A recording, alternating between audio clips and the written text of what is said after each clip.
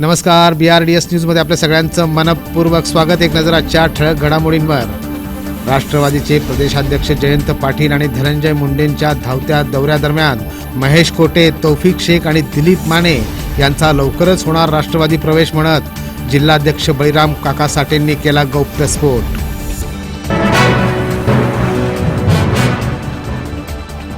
आषाढी वारीस पायी परवानगी नाकारल्यामुळे वारकऱ्यात असंतोष। याचा निषेध म्हणून मुंबईत आझाद मैदानावर करणार भजन आंदोलन। अखिल भाविक वारकरी संघटनेचा इशारा।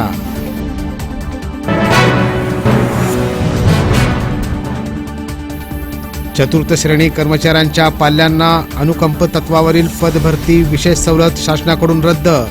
शासकीय कर्मचाऱ्यांच्या संघटनांकडून व्यक्त होतोय तीव्र निषेध।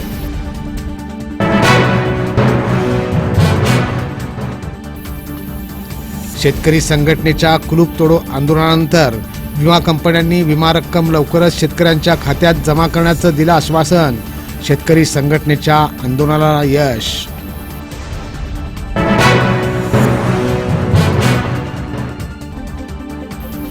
शहर अभियंत्यासह सिद्धेश्वर भक्तांनी केली सिद्धेश्वर परिसर आणि तलावाची पाहणी।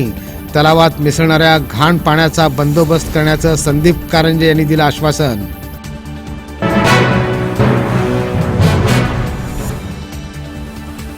आणि सर्वोपचार रुग्णालयातील दिव्यांगांच्या प्रमाणपत्र मिळणाऱ्या खिडकीची वेळ वाढवावी व रुग्णांना दिलासा द्यावा। राष्ट्रवादीच्या बसवराज कोळेंनी पालकमंत्र्यांकडे केली मागणी।